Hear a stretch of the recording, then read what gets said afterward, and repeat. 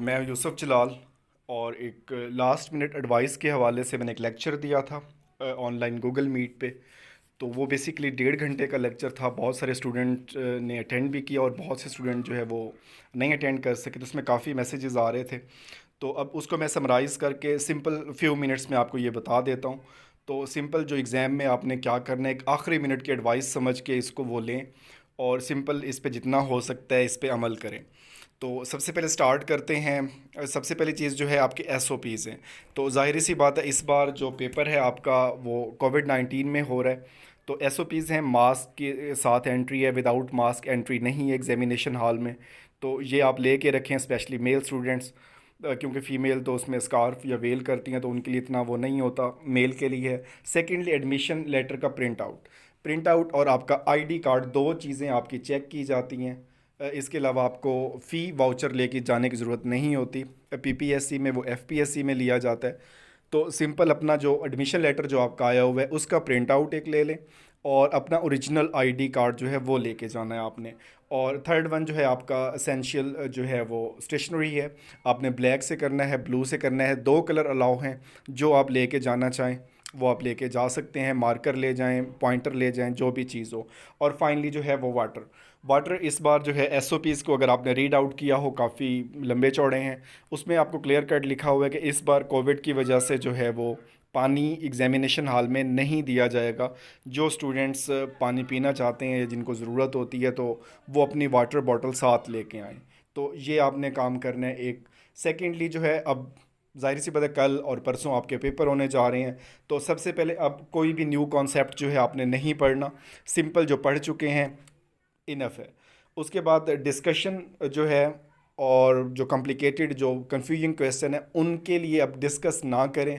अगर आपका may be आप सही हो और अगला बंदा गलत हो तो वो आपका कॉन्सेप्ट भी गलत हो जाएगा। डिस्कशन से बचें। अब सिंपली ख़ुद पे बिलीव करें। जो आपके पास नोट्स हैं आप उनको रिवाइज़ करें, जो बुक्स हैं, जो चीज़ें आपने पढ़ी हुई हैं वो रिवाइज़ करें। और अगर आपने कोई वेरीफाई करना भी है तो गूगल को यूज़ करें। आप अथेंटिक जो बुक्स हैं, रेफरेंस बुक्स हैं, उनको यूज़ करें। कूल रहें, काम रहें, होपफुल रहें और अल्लाह से दुआ करें जो है वो अल्लाह इसके लिए बेहतरी करे। नेक्स्ट इसमें आते हैं कि मैक्सिमम नंबर हम मैक्स इसमें कैसे ले सकते हैं। तो सबसे पहले एक तो बहुत इजी समझा जाता है कि एमसीक्यूज़ हैं वो इजी हैं।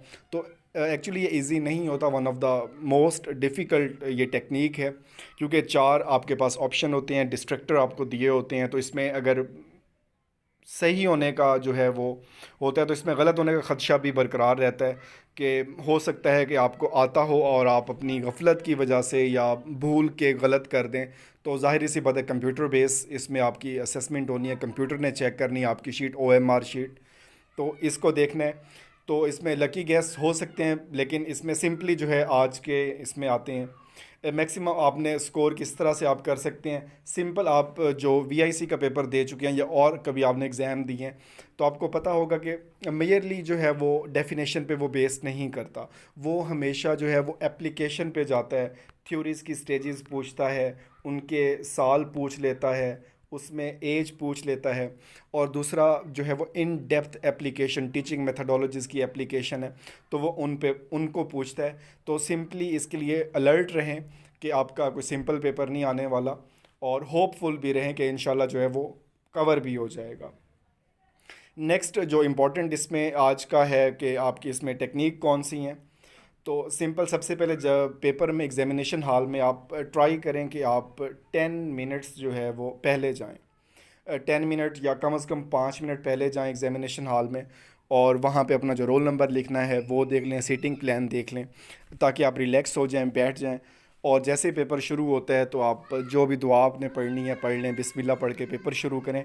सबसे पहले पेपर सॉल्व ना करें और सिंपल जो है वो एक आप सिंपल सा गो थ्रू करें। को उसको जो पूरा का पेपर है उसको आप एक बार नज़र दौड़ा लें कि इसमें क्या कुछ आया हुआ है और क्या कुछ नहीं आया हुआ। और उसके बाद सिंपल जो है एक टेस्ट का, जिसे आप इसको सिंपली कह सकते हैं कि प्रीव्यू द टेस्ट, कि आप टेस्ट को प्रीव्यू करें। थॉरोली पढ़ें, कंप्लीट पढ़ें, बट क्विकली पढ़ें। टाइम नहीं लगाना, मैक्सिमम 10 से 12 मिनट में आपका पेपर कंप्लीट हो जाना चाहिए। ठीक है। और इसमें आपको पता चल जाएगा कितने क्वेश्चन जो है वो ईजी है, कितने का डिफ़िकल्टी लेवल जो है वो हाई है। तो ये डिफरेंट चीज़ें इसमें होती हैं। नेक्स्ट आपका आ जाता है कि इसमें सेकंड, जब सेकंड बार आप उसको पढ़ते हैं तो आप सबसे पहले इजीएस्ट क्वेश्चन करते हैं और दूसरी अटैम्प्ट में आप मोस्ट जो मोर डिफ़िकल्ट हैं उनकी तरफ जाते हैं, और फाइनली आपके पास जो मोस्ट डिफ़िकल्ट हैं, ये जो आपको नहीं आ रहे, कंफ्यूज कर रहे हैं, उनको वो कर लेते हैं। तो यहाँ पे आपका इशू आता है मेन कि अब इसमें पॉसिबिलिटी होती है बाज़ औक़ात कि आपने पहली बार मिस रीड कर लिया और जो दोबारा पढ़ते हैं, तीसरी बार पढ़ते हैं, तो आप उसको अंडरस्टैंड कर जाते हैं। तो सबसे जो मोस्ट इम्पॉर्टेंट आपका एस्पेक्ट है वो अंडरस्टैंडिंग है, कि आप उसको अंडरस्टैंड किस तरह से कर रहे हैं। एमसीक्यूज़ को बाज़ औक़ात एक वर्ड की वजह से पूरे का पूरा जो है उसका ऑप्शन चेंज हो जाता है। तो इसको इंतहाई ध्यान से और जो है वो प्रिसाइज करके करना है। सिंपल चीज़ें, 90 मिनट्स आपको अलाउ होंगे उसके अंदर, 90 मिनट्स कम नहीं होते। तो आपके और 100 क्वेश्चन होंगे, तो इसमें जल्दी नहीं करनी। एक रीडिंग सिंपल दें, दूसरी रीडिंग में इजी क्वेश्चन करें, थर्ड रीडिंग में मोर डिफ़िकल्ट करें, और फाइनली जो अगली रीडिंग आपकी होगी वो गेसिंग या उसकी तरफ जाएगी। तो अब उसमें एक जो है all of the above option होता है कि उसमें बाज़ औक़ात इस तरह से वो तीन कॉन्सेप्ट हमें देता है कि उसमें एक और दो का तो पता होता है, और तीसरा बिल्कुल ही जो हमारे लिए क्वेर होता है, वो अजीब होता है, हमने देखा नहीं होता, पढ़ा नहीं होता। तो उसमें definitely all of the above या ऑल ऑफ दीज जो है वो आपका ऑप्शन होता है। अगर आपको दो कन्फर्म है तो तीसरे को कन्फर्म करने की आपको ज़रूरत ही नहीं है, अगर आपको आता है या नहीं आता। तो ये एक सिंपल स्ट्रेटजी है। नेक्स्ट, अब जो मोस्ट इम्पोर्टेंट इजी जो हैं वो आप कर लेंगे, जो मोर डिफ़िकल्ट हैं, कुछ कम्प्लेक्शन है वो भी हो जाते हैं। अब आ जाते हैं गेसिंग पे, जब हमें सवाल नहीं आ रहे होते तो सबसे पहले हम वहाँ पे सारे के सारे हल कर देते हैं जहाँ पेनल्टी नहीं होती। यहाँ पे आपको पता है कि 0.25 मार्क्स की नेगेटिव मार्किंग है, तो आपने सारे बिल्कुल अंधाधुंध इसको सॉल्व नहीं कर देना, बल्कि इसमें सिंपल जो है कुछ गेसिंग के मेथड होते हैं, आप उसके मेथड यूज़ करेंगे और उनसे आप इसको इम्प्रूव कर सकते हैं किसी हद तक। तो इसमें देखें, सबसे पहले जो गेसिंग में आपका इम्पोर्टेंट होता है वो डायमेंशन होता है कि वो किस सब्जेक्ट से सवाल पूछा हुआ है। फॉर एग्ज़ाम्पल वो सैम्पलिंग का कोई पूछ रहा है तो वो रिसर्च का है, कोई स्टेज पूछ रहा है डेवलपमेंट की तो वो साइकोलॉजी का है। तो सिंपल आप उसकी जो डायमेंशन है या जो उसका सब्जेक्ट है उसको आइडेंटिफाई करें कि ये बेसिकली इसका क्वेश्चन है। नेक्स्ट, इसके बाद जो है वो आप दो मेथड यूज़ कर सकते हैं, जो है एक इसमें रिवर्सल मेथड होता है और एक आपका एलिमिनेशन मेथड होता है। ये विद एग्जांपल मैंने इनको किया है, अब इसको देखें आप। जैसे फॉर एग्जांपल ये रिवर्सल मेथड इसको करते हैं कि range of services which must be available to student of a school district so that they may be served in LRE. तो सिंपल इसमें अगर आपको स्टेटमेंट समझ नहीं आ रही तो आप इसके जो है वो डिस्ट्रैक्टर को देखें कि स्पेशल सर्विसेज कौन सी होती हैं, कॉन्टिन्यूम ऑफ सर्विसेज कौन सी होती हैं, रिलेटेड सर्विसेज कौन सी होती हैं, ट्रांजिशनल सर्विसेज कौन सी होती हैं। तो सिंपल आप इसको छोड़ दें और इनको आप आइडेंटिफाई करें कि इसमें किसकी डेफिनेशन अपनी वर्डिंग में देखें, और उसके बाद देन आप मूव करें क्वेश्चन की तरफ कि जो आपकी डेफिनेशन है, क्या क्वेश्चन डेफिनेशन ए से जो है वो सेटिस्फाई करता है, क्या डेफिनेशन जो है वो बी को सेटिस्फाई कर रही है। जिस ऑप्शन को सेटिस्फाई कर रही है वो आपका ऑप्शन होता है। ये मेनली यूज़ होता है तारीफ़ों के हवाले से, एब्रीवेशन के हवाले से, और इन चीज़ों के हवाले से ये यूज़ होता है कि आप रिवर्स में चले जाते हैं कि सिंपल आप डिस्ट्रैक्टर को आइडेंटिफाई करते हैं, उनको पॉइंट आउट करते हैं और फिर क्वेश्चन को अगेन पढ़ते हैं, तो आपको वो चीज़ें क्लियर हो जाती हैं। नेक्स्ट है आपका एलिमिनेशन मेथड। अब इसमें which of the following is the correct arrangement for the process of memory. Memory का टॉपिक आपका साइकोलॉजी में आपका आता है।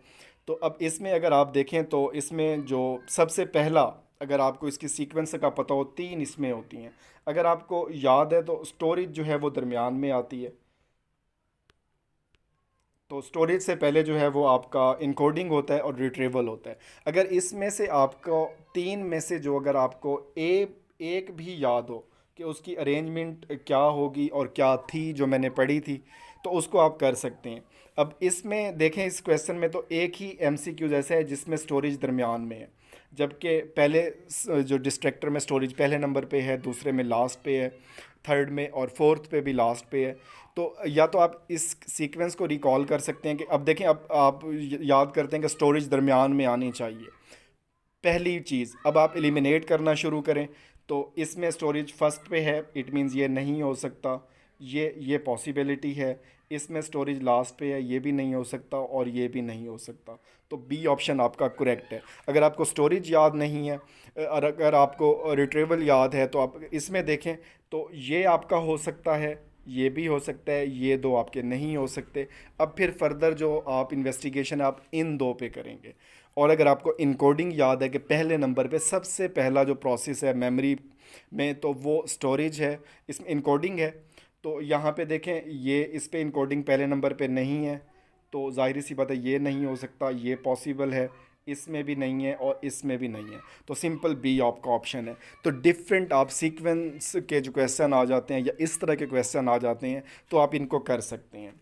नेक्स्ट आपका जो है एलिमिनेशन मेथड में एक और जनरल नॉलेज का जो पोर्शन है उसमें देखें, cusec is a unit of. अगर आपने नहीं पढ़ा तो कोई बात नहीं, इसमें अब आप रिकॉल करें। जनरल नॉलेज जो हमेशा वो है आपकी रियल लाइफ से होता है।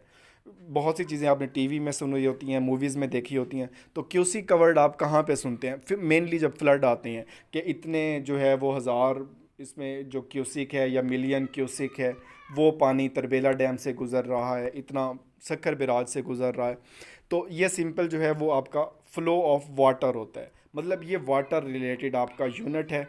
एरिया नहीं होता, टाइम नहीं होता, डिस्टेंस नहीं होता।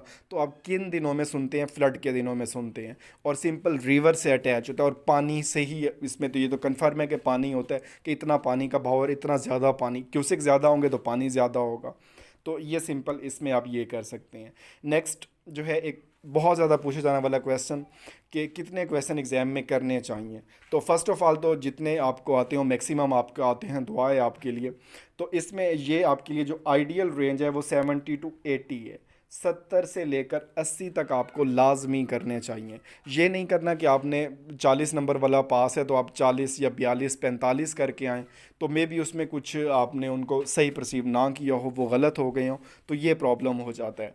तो सिंपल 70 से 80, ये मेरा पर्सनल ओपिनियन है, आप इससे डिसएग्री बिल्कुल कर सकते हैं। तो सिंपल जो है इसके क्वेश्चन जो है वो 70 to 80 जो आइडियल रेंज है, कि इसमें अगर आपके 10-12 गलत भी हो जाते हैं, तो अगर आपने 80 किए हैं और इवन आपके जो है वो 20 गलत हो गए हैं, तो फिर भी आपको जो है वो 55 नंबर मिलेंगे और आपके मेरिट जो है वो 45 से 55 के दरमियान में ही कहीं ना कहीं बनता है। तो ये इसमें पॉसिबिलिटी है। अगर आपको 55 सवाल आते हैं और आप एग्ज़ाम में 55 ही करके आ जाते हैं और इसमें से खुदा न खास्ता आपके 4 गलत हो जाते हैं, तो आप 50 नंबर पे चले जाएंगे। और अगर मेरिट 51 पे रुक गया, तो फिर ज़ाहिर सी बात है आप अपने आप को माफ़ नहीं कर सकेंगे कि 2-4 तुक्के मार लिए होते और उसमें पास हो जाता। तो ये भी मैं नहीं कह रहा कि आप बिल्कुल जो है वो 100 क्वेश्चन की तरफ जाएं। वो भी नहीं करना कि आते हैं नहीं आते 100 पूरे करके आने हैं, 95 करके आने हैं। हमेशा गैसिंग पे करें। सबसे पहले जो इजी, फिर मोर डिफ़िकल्ट, फिर जो गैसिंग से होते हैं, जो एलिमिनेशन से होते हैं, जो रिवर्सल से होते हैं, और फाइनली जो बिल्कुल आपने नहीं देखे उनको स्किप कर दें। इसमें कोई इशू नहीं होता। ये इसका आंसर मैंने आपको पहला कर दिया कि is it right option to solve all 100 question? No, not at all, बिल्कुल राइट नहीं है। अगर आपको नहीं आते तो फिर कभी ना करें, अगर आते हैं तो फिर well and good, go through it. फिर फाइनली जो है वो आपका 20% का जनरल नॉलेज का पोर्शन है। बहुत से स्टूडेंट ने इसको छोड़ा हुआ है कि हमने इसको करना ही नहीं है, हमारा इससे कोई लेना देना ही नहीं है। तो ये नहीं करना। जिन्होंने नहीं किया कोई बात नहीं, 8 से 10 क्वेश्चन वो होंगे जो रियल लाइफ में आप सुन चुके होंगे, जो देख चुके होंगे। इस्लामिक स्टडीज़ है, पाकिस्तान अफेयर है, कोई मैथ का बेसिक क्वेश्चन आ जाता है, कोई यूनिट पूछ लेता है, कहीं ना कहीं आपने पढ़े होंगे। तो इसमें सिंपल जो है वो आप 20 मिनट्स जो हैं वो इस पे लगाएं, इसके लिए अलग रख लें, चाहे आपने पढ़ा है या नहीं पढ़ा। तो इसको बार बार पढ़ें, 4 से 5 रीडिंग दें इसको, और उम्मीद है कि इंशाल्लाह इसमें से आपके 10-12 ठीक हो जाएंगे। जिन्होंने तैयार किया है वेल एंड गुड, जिन्होंने नहीं किया तो उसको ये नहीं करना कि आप 80 पे रुक जाएं और 81 से आगे जाएं ही ना। तो ये बिल्कुल नहीं करना। सिंपल इन क्वेश्चन को अगर नहीं आते, आप 20 के 20 छोड़ना चाह रहे हैं छोड़ दें, लेकिन 4 से 5 बार इनको रीड लाजमी करना है, पढ़ना ज़रूर है। तो ये कभी भी ब्लंडर नहीं करनी कि आप सारे के सारे सवाल छोड़ दें और आप कहें कि ये मैंने पोर्शन तैयार नहीं किया तो इसको मैंने पढ़ना भी नहीं है। तो बहुत से क्वेश्चन ईजी आ जाते हैं। बाज़ औक़ात तो वो मस्जिद नबवी का पूछ लेता है, जन्नतुल बकी कहाँ पे है वो ये पूछ लेता है, या पाकिस्तान अफेयर से कोई ऐसा क्वेश्चन पूछ लेता है जो आपको आता हो। बाज़ औक़ात तो white blood cell, red blood cell, इनसे रिलेटेड पूछ लेता है। तो बहुत से क्वेश्चन ऐसे होते हैं इसमें जो आपने लाइफ में सुने होते हैं, आपने देखे होते हैं। कोई कैपिटल ऐसा पूछ लेता है जो आपने कभी न्यूज़ में सुना हो, कोई मैच देखा हो, आपको नाम याद रह जाए कि ये कैपिटल फ़लाँ है। तो सिंपल, इसको बिल्कुल स्किप नहीं करना। 20 मिनट्स इस पोर्शन के लिए रखें। 20 नंबर हैं, one of the most important portion of the paper. तो इसमें आपका मेरिट के लिए नंबरिंग 1-2 काउंट नहीं होती। आप इवन जो है बाज़ औक़ात 0.25 नंबर जो है वो उससे जिनका मेरिट रह जाता है, तो वो कभी भी अपने आप को जो है वो इसमें वो नहीं करते कि, और बहुत वो रिग्रेट फील करते हैं कि हमने क्या कर दिया, कि शायद हमने ये कर लिया होता तो हो जाता। तो ये काश और अगर मगर वाली उम्मीदें जो हैं ये पहले ख़त्म कर दें, ख़ुद से सेटिस्फाई रहें।